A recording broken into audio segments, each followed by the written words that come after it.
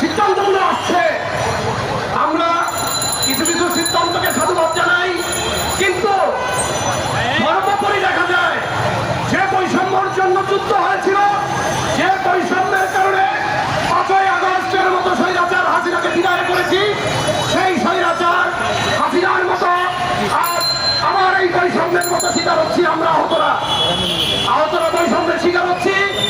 যে ঘোষণা দিয়েছেন সরকার তরফ থেকে গত দুদিন আগে আমাদের প্রিয় ভাই নাহিদ ইসলাম নাহিদ ভাই যে ঘোষণা দিয়েছেন, সেই ঘোষণাকে কেন্দ্র করে আপনারা দেখবেন আমরা মনে করি আহতরা বৈষম্যের শিকার হচ্ছি।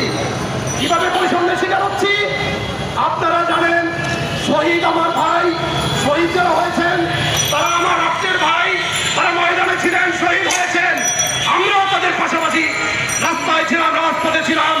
শরীরের এক প্রান্ত থেকে গুলি থেকে আর এক প্রান্ত থেকে বেরিয়ে গেছে, শরীরে হাজার হাজার স্প্রিন্টার গুলি বহন করছি। সুতরাং শহীদদের এবং আহতদের বেলায় যে বৈষম্য হচ্ছে তা আমি আপনাদের আঙ্গুল দিয়ে দেখিয়ে দিতে চাই। আপনারা মনে করেন দুদিন আগে যে প্রেস ব্রিফিং হয়েছে, সেই প্রেস ব্রিফিং এ আহতদের জন্য 4টি ক্যাটাগরি রাখা হয়েছে। সেই ক্যাটাগরিতে যারা গুরুতর আহত তাদেরকে 4 লাখ টাকা, যারা তার সেকেন্ড ধাপে আছেন তারা 3 লাখ, তারপর 2 লাখ, তারপরে 1 লাখ।